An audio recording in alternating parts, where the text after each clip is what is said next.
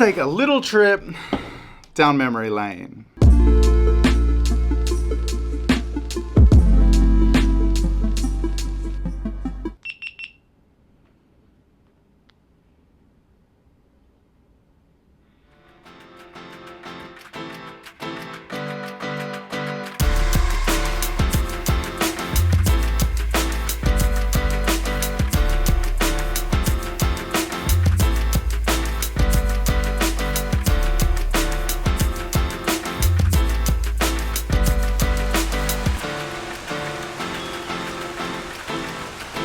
Good morning from wet and miserable Seoul, but there is nothing miserable about it.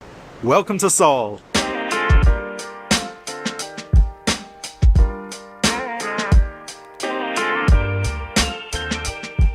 This morning I am off to Starfield Library, and this isn't just any old library.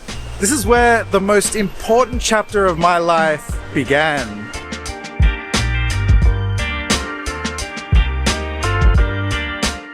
In 2018, I sold all my things and packed up my life, making the move to Seoul, South Korea. Living abroad was something I'd always wanted to experience, and what I thought was only going to be 6 months to a year is still going today.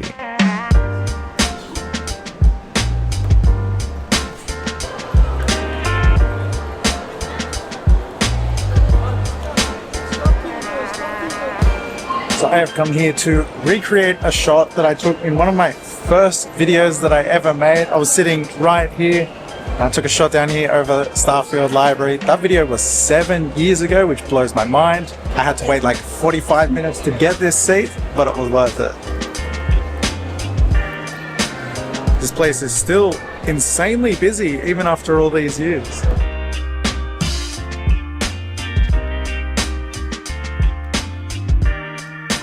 When I moved here in 2018, the goal was, and actually very much still is, how do I find a way to be able to travel the world, chase fun and adventure, and basically get paid to do that? Now, I have no desire to be rich, famous, or build any kind of legacy or anything like that. It's just basically, how do I have fun, live life on my own terms, and find a way to be able to provide for that lifestyle? Well, the good thing about waiting forever to get that shot inside the library is the rain has passed, finally, so I can get out and go have some fun. When I moved to Korea, my lifestyle was incredibly basic, and this was the most exciting period of my life. I didn't need material things. I was finally living my dream, chasing adventure, making lifelong friends. Every day was fun, but I quickly learned that I needed structure. I made all the mistakes moving out here. Honestly, I could write a book on what not to do when moving abroad. First off, I lived in holiday mode for way too long, which seems to be a rite of passage for everybody moving overseas. I was able to clock this quite early on. I think within the first month, I realized I was starting to slip, and I got myself back on track there. Look, in hindsight, I may do things a little bit differently. I guess at first, when I got here, I kind of treated it a little bit like a holiday. I spent quite a bit of money on, going out and socializing and doing things and activities and stuff like that. I was able to pick up on this within the first month, or maybe after the first month, and make the lifestyle changes necessary. I wasn't really earning much at that time. I was doing some odd jobs and had a little bit of money coming in, so I had to really take control of that. I actually got into a little bit of trouble. I got into a fight really early on.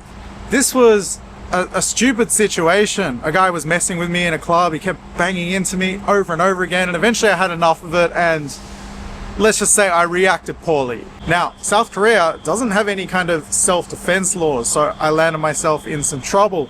What they do have is a handshake agreement, which is actually quite fascinating. So because he was the instigator of the whole thing, I could actually have charges pressed against him. He could press charges against me for hitting him, and we could basically shake hands and make a mutual agreement that we were both okay with it and basically forgive each other for that situation. Now, the story has a happy ending. We ended up shaking hands, and the guy actually took me out for a meal afterwards, which was a little awkward, but it was the policeman's suggestion, and the whole problem basically went away. Now, this is not something I would normally do. I hadn't been in a fight for many years before this, yet somehow this was a situation I'd found myself in.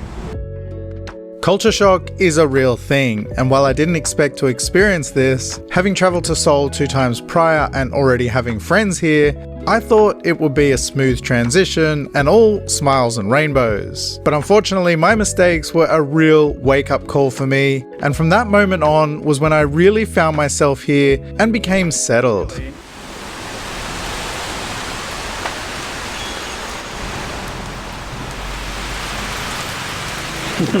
Of course, there is a really nice park just up here, just down by the river that I wanted to come to.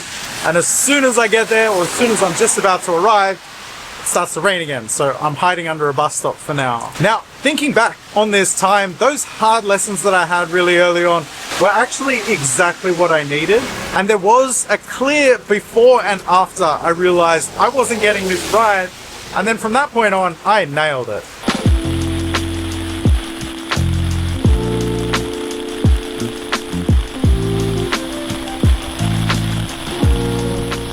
I was living a basic but very free lifestyle. I had great friends, was exploring other parts of the country, getting good at the language, dating, partying, and having fun. But I had found the right balance and a nice routine that I felt was sustainable. I was doing some odd jobs and earning some money. However, the outgoings were still more than what was coming in.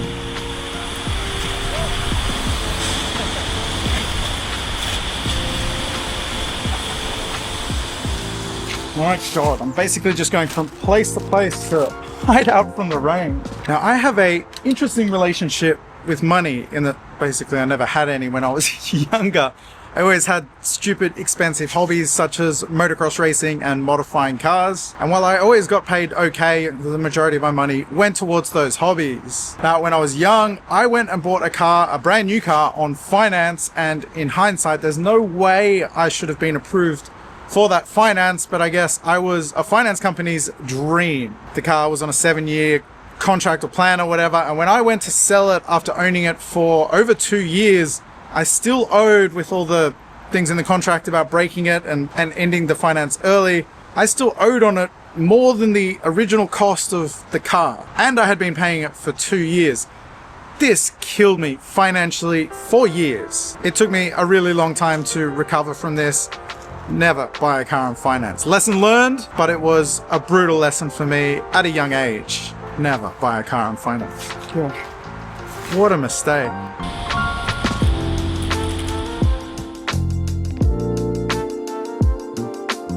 So I have made it down to the Han River. Check this out. The rain has gone. We've even got some blue sky. Awesome. For me, to save enough to move abroad was a challenge that took many years. As I got older and earned more and became more responsible with my money, I'd finally saved enough to make the leap. So ever since the first time I traveled, I've wanted to live abroad. When I came to Korea first time, I had a great time here, met so many great people, and just really loved the experience here, so I decided to come here. Now, I said I have an interesting relationship with money. When I moved here, I realized I didn't need any material things to be happy. I moved here with just 2 suitcases, and this was the happiest I'd ever been. For me, the way I like to live is money first and then build the lifestyle around that. When I first moved out here, I was living off about $1,000 a month, and I made that work very happily. These days, I earn 7 to 10 times that in any given month, and my lifestyle has adjusted to suit along the way. What I learned is it's not the dollar amount that makes me happy, so I'm not overly ambitious in chasing money. Obviously, the more the better, but having fun and freedom is still my main priority. Now, when I moved to Seoul, I started this YouTube channel in hopes of taking the world by storm and fulfilling all my hopes and dreams. But after 2.5 years of living here and 70 odd videos that I recorded, I'd made exactly $0. Now, how this all ties in, and I am going somewhere with this, don't worry, is when I first arrived here, I was hammering out the YouTube videos. One of the first videos I made was at that Starfield library. So for me, it's been fun and nostalgic to come back and visit these places. I've been reshooting a couple of old scenes just for fun.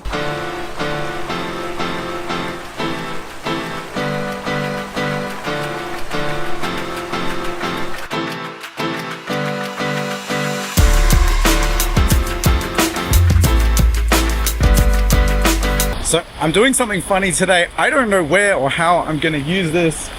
Years ago, I think it was my second or third video I'd ever made on YouTube on this channel. I was here and I ran across the river on these little rock things, and that scene, I always remember it was like an iconic scene to me. So I'm here today and I'm gonna recreate that scene.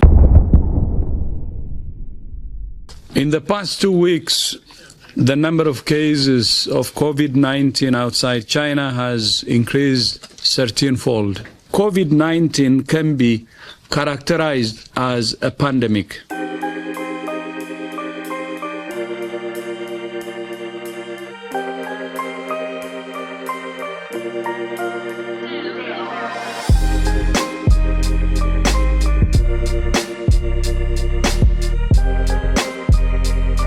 Alright, so I'm here in Sydney. I've been here since March. I flew here at the beginning of all the coronavirus stuff, and I kind of got stuck here.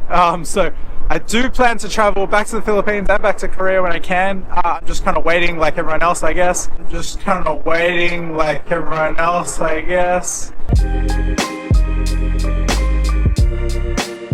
When I went to Australia during the pandemic, I thought it was just going to be for a few weeks. Little did I know I would get stuck there for almost a year and never get to return to my home in Seoul.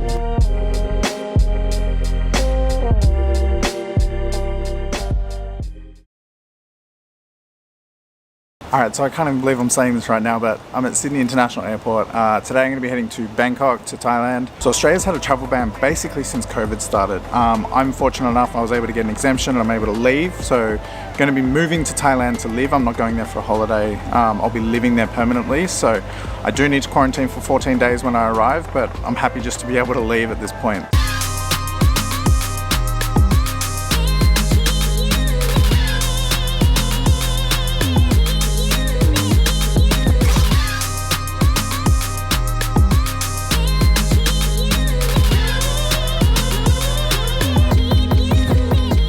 I've just reached 5,000 subscribers here on YouTube. Well, 10K, how awesome. Oh yeah, 2550. Tonight we just hit 50,000 subscribers. That's amazing, I can't believe it.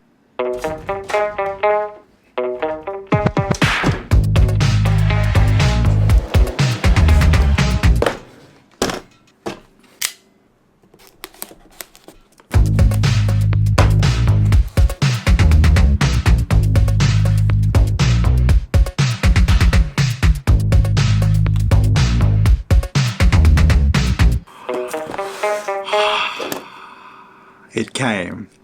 These days, life is good. I live in a beautiful 3-story house. I've got a car, a motorbike.